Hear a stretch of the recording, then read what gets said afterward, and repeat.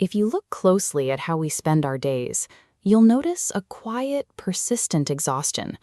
We spend an enormous amount of energy constantly pushing against the current of reality.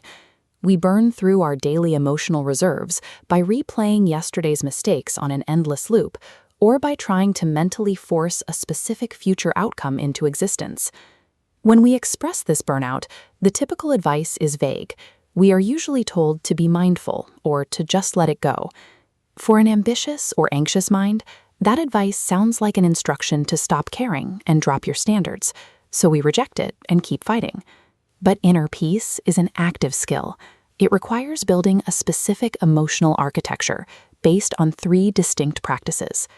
To stop fighting reality, we have to change how we relate to time by learning the mechanical differences between letting go, detachment, and surrender.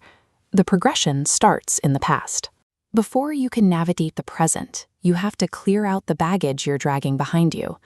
Letting go is the deliberate act of opening your grip on something you are currently actively clutching. This usually looks like heavy dead weight, a mistake you made years ago, a bitter disappointment, or a relationship that has run its course.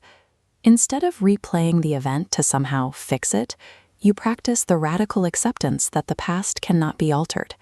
You aren't erasing the memory, you are simply removing the tax that the memory levies on your current emotional state. Once the past is cleared, we encounter the second phase, how we project our anxieties forward. This is where detachment applies. Detachment means participating fully in life without tying your emotional stability to a specific desired result. People often mistake this for apathy. They assume that if you don't obsess over the outcome, you lack the drive to succeed. Think of a major project at work. You can apply intense focus, work hard, and care deeply about the quality of the final product, but you draw a line. You execute the work to your absolute best, while ensuring your baseline happiness is independent of whether or not you actually get the promotion.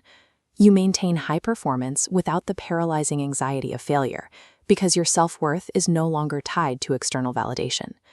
Finally, we arrive at the present tense and the state known as surrender. We often associate surrender with defeat or the abandonment of our responsibilities. In this architecture, surrender acts as an active, deliberate trust in the flow of events once you have reached the edge of your personal agency. It requires a dual approach. You take decisive action where you have power, while accepting the variables you cannot manipulate. This state bridges the gap between our limited human effort and the unpredictable nature of the world. To make these concepts useful, we need a way to deploy them in real time when a new challenge appears. Visualize a challenge at the top of a decision tree. First, what is within your control? This dictates your immediate action. Next, identify what is outside your control and simply let it go. Finally, trust the process and surrender to life's unfolding. This diagnostic takes overwhelming emotional situations, breaking them down into a manageable series of binary choices. A simple daily affirmation: you do your absolute best, release what you cannot control, and trust life's unfolding.